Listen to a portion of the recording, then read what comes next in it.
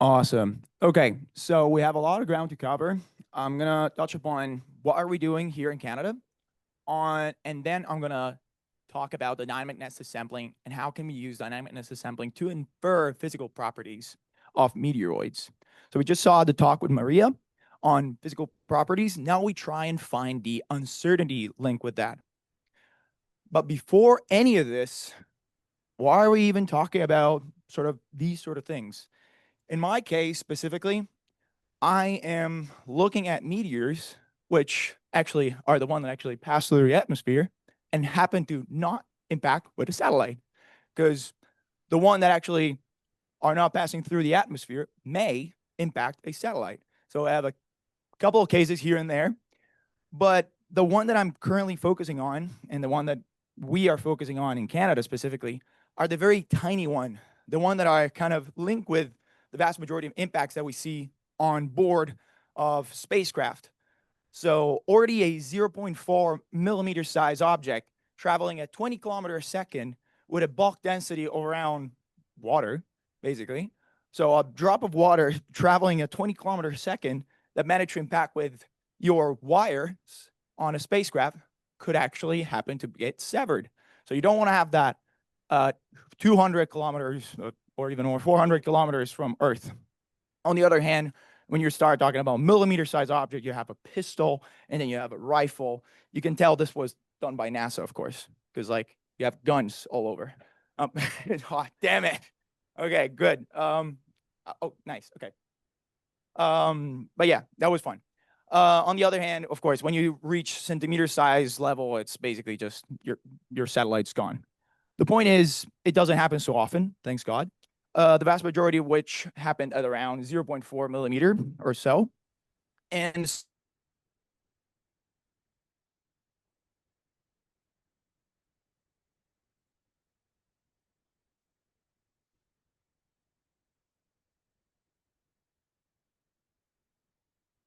or also the IMEM, the one for ESA specifically, it's very similar in a sense. And here we have radar data that is actually important to define the flux. Don't ask me anything on the radar. I have no idea what I'm talking about that. I am actually working on optical data. So if you want to know more about the optical data, I'm here for you. Because on the other hand, the optical data tells us a lot about the physical properties of the actual meteoroid. So here we have two of these optical cameras that we're using. The one above is the CAMO, and the one below is EMCCD. We heard Circle talking about how cheap some of these components are. We're not going to talk about how expensive these things are, in the order of millions of dollars for as far as I know. I don't buy them, so I don't know specifically how much. But on the other hand, you have like specifically the light that we're looking, the absolute magnitude are between 5 and 1, which are specifically the one correlated with very small millimeter to centimeter size object.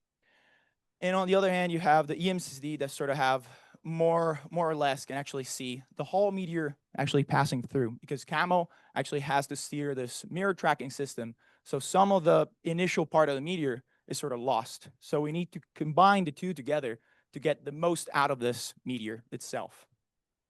And why do we do this? Because we need the bulk density. This is what basically all these risk assessment model needs. A bunch of data on the flux and a bunch of data on the bulk density, because the penetration risk on a satellite is driven by the velocity at which this pebble-sized object travel. So you need the flux and the bulk density, because ballistic limit equation works with these two and so on. Anyway, so as I said, I'm not going to talk about radar. Don't worry about it. So how can we define the physical properties of a meteoroid, you might think? Well, we heard the talk from Maria. Here I'm going to talk about something a little bit different, specifically on the uncertainty. So we need a bunch of data. RD is these data points that you see around here. And on the other hand, you need a model. So as many of you talk about, there are quite a few of them. There are so many flavor of how these things actually fragment in the atmosphere. I'm not going to touch upon the single body ablation. There is so many.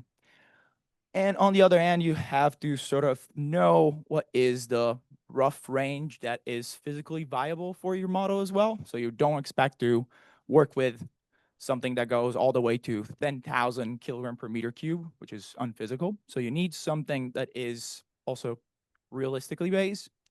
So once you have data and you have a model that you want to work with, then you can start thinking about what I can do with this data. So just a brief summary, we're using camera from EMCCD and CAMO, the erosion fragmentation model for Borovicka, but this can work with any other. So also the one that Maria, for instance, suggested, all of them could also work with this model. And on the other hand, you have the possible physical characteristic of a meteor, and that it's based on your specific model. So you have to define a range of things to actually start doing some manual reduction, or for instance, imply some nested sampling. So here you have three main components. The first is the posteriori. So here I actually went through a deep rabbit hole on the math related with this. So I'm not going to go in any of that. I'm just going to touch upon what are these things doing here. The likelihood, which is this a good fit or this is a bad fit? That's easy. You can tell this is better than the other. So one has a higher likelihood than the other case. And one other thing that we use as well, because we have a double station camera, we have also the dynamics. So we have also the deceleration of all these meteors. So we can also infer some other properties. So we have both the likelihood coming from the luminosity and lag. We don't use absolute magnitude because a log scale doesn't really work well when you're working with linear stuff. So that's other details if you want to ask me later on. For the priors, meaning what are these ranges, we keep these ranges of values sort of uniformly distributed. So we don't assume any specific distribution. We assume that these objects have any possible value between 100 to 4,000 kilogram per meter cube, for instance. And on the other hand, we have this quote unquote evidence value, which basically is the overall support for the model. And it's useful for comparing different models between each other. So you can also use it for other testing. But one thing that I want to point out is that altogether, actually, they give us the posterior distribution, which is the uncertainties for all these physical parameters. And one thing here is the evidence, which is basically what dynamic nested sampling currently basically it's based upon. It's trying to infer the evidence. And in this specific case, this evidence, it sort of has the similar role of the cost function in machine learning. You heard like Simon talking about machine learning. Here we have sort of the evidence that is used by the model to sort of drive the next step. So this is useful for it. I'm not going to go in detail on the matter, but if you want to know how this integral is actually computed inside of the code, I'll let you know.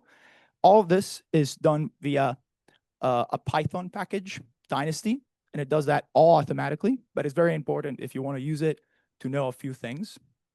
And so it guides the search to find the best posterior distribution.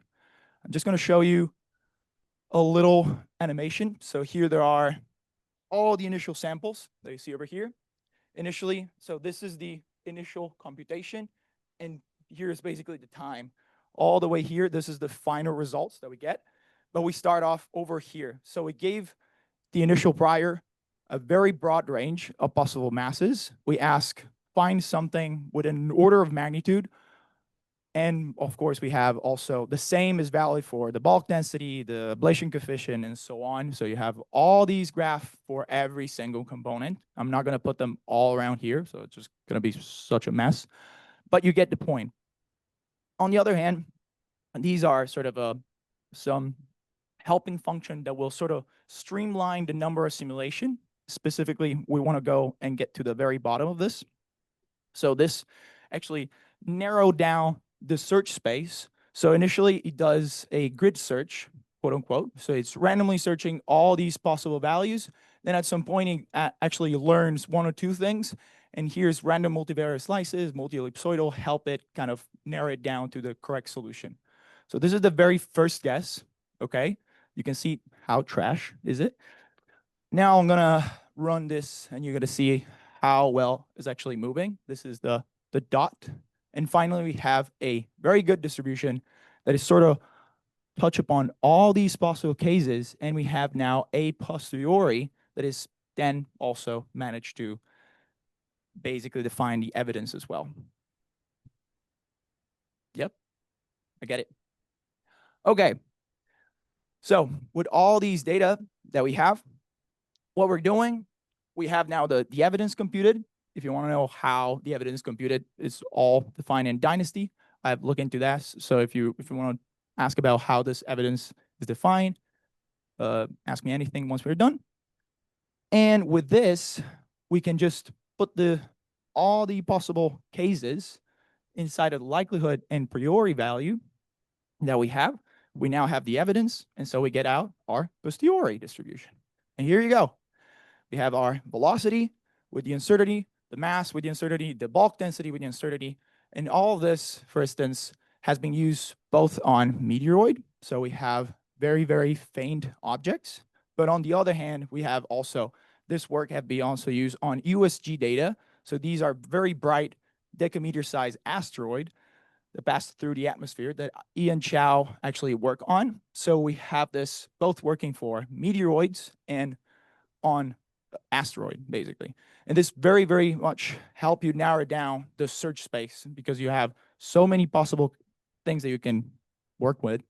But at the end of the day, you need to sort of define the uncertainty. This is what really everyone is after. And yeah, the one thing to point out, for the USG data, the one with the asteroid, the decameter size, we didn't have any deceleration, so we only rely on light curve. So for instance, when you have only light curve, you can also work with that. You don't really need to have deceleration data.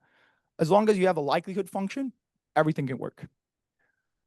And that's just to point out that we test this with a bunch of synthetic test cases. So here's like we generated this noise from EMCCD and CAMO, and we asked the sort of the model to find the best possible solution. The best possible solution is overlapping with the simulation where we introduce the noise. So you basically not even see it. Either is like some of the dashed line that you see, that's the no noise thing where we actually introduce the noise. And the best guess from the model is on top of it. And the distribution actually also have the real value over here. The black line is the real value. So it managed to work quite fine in these test cases that we run. And yeah, so I just want to point out that Dynasty, this Python package, is basically used in astronomy papers throughout, both in cosmology and dynamic of like black holes and so on, and orbital eccentricity, neutral stars, and so on. So it has been used in many different astronomy papers. And now, with the work of me and Ian Chow, I've been also, we're currently working on publishing other paper on meteor physics using this Dynasty package. So if you're interested in having some uncertainty, statistical, robust uncertainty for your physical characteristics, hit me up, or just wait for the proceeding where I'm going to go in details on how to use this package. Okay, with that out of the way, I'll leave you all to my conclusion, and feel free to ask me anything. Thank you very much. So there is still some time for questions, please.